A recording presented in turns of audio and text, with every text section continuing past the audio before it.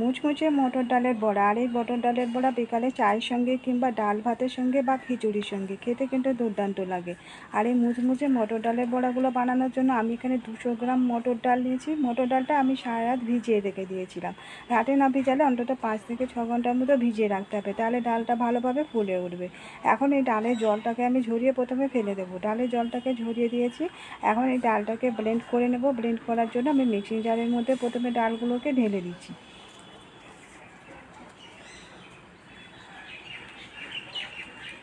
সবগুলো ডাল দিয়ে দিয়েছি। এবারে অল্প একটু জল দিয়ে দাম, খুব বেশি জল দিইনি, সামান্য একটু জল দিয়েছি, দিয়ে একটা স্মুথ পেস্ট তৈরি করে নিয়েছি।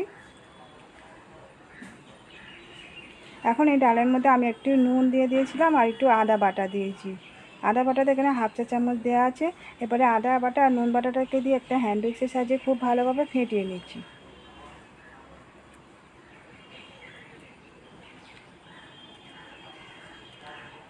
ডালটাকে আমি খুব ভালো করে ফেটিয়ে নিচ্ছি। এখন এর মধ্যে দিয়ে দেবো কাঁচা লঙ্কা কুচানো আর ধনেপাতা কুচি।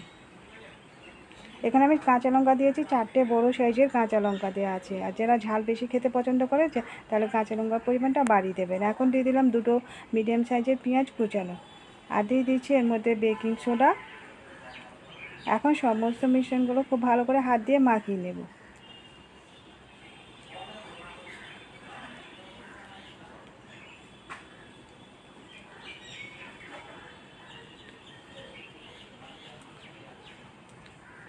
মিশ্রণটাকে খুব ভালো করে হাত দিয়ে মাখানো হয়ে গেছে। ওর মধ্যে আমি ধনে জিরের গুঁড়ো দিতে ভুলে গেছিলাম, এখন দিয়ে দিচ্ছি ধনের গুঁড়ো আর জিরের গুঁড়ো।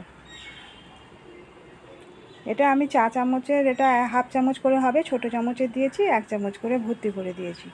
এখন এই ধনে জিরের গুঁড়োটাকে দিয়ে, আর এটা ভাজা ধনে জিরের গুঁড়ো, ধনে জিরের গুঁড়োটাকে দিয়ে আবারও খুব ভালো করে মিশিয়ে দিচ্ছি। এখন বড়াগুলো ভেজে নেব। ভাজার জন্য ফ্রাই প্যানের মধ্যে কিছুটা রিফাইন তেল গরম করতে দিয়েছি। খুব বেশি তেল দিইনি, অল্প পরিমাণেই তেল দিয়েছি। এখন কিছুটা করে মিশ্রণ নিয়ে হাতে করে নিয়ে একটু চ্যাপটা চ্যাপটা করে দিয়ে দিচ্ছি।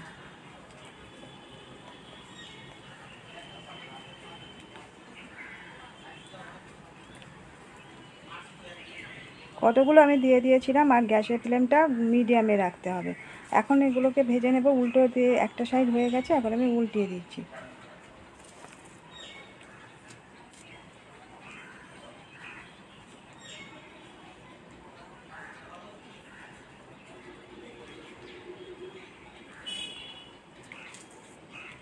একটা সাইড ভাজা হয়ে গেছে, উল্টিয়ে দিয়েছিলাম সবগুলো বড়া। এবার অপোজিটটাকেও একই রকমভাবে গোল্ডেন কালার করে ভেজে নেব। এই বড়াগুলো ভাজা হয়ে গেছে, এগুলোকে আমি তুলে নিচ্ছি।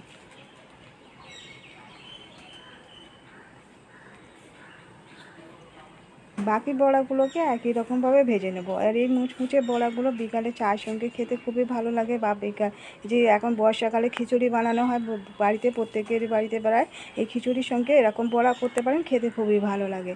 তাছাড়া এই বড়াগুলো বানিয়ে এটাকে রেসিপিও তৈরি করতে পারেন, আলু দিয়ে করতে পারেন, কিংবা এমনি মশলা কষিয়ে নিয়ে তার মধ্যে দিয়ে গ্রেভি বানিয়ে দিয়ে দিতে পারেন, খেতে কিন্তু খুবই ভালো লাগে। তো বন্ধুরা, আজকের রেসিপিটা কেমন লাগলো কমেন্ট করে জানাতে ভুলবেন না। ভালো লাগলে লাইক দিয়ে দেবেন, শেয়ার করে দেবেন, এবার সাবস্ক্রাইব করে রাখার রিকোয়েস্ট করলাম নতুন বন্ধুদের কাছে।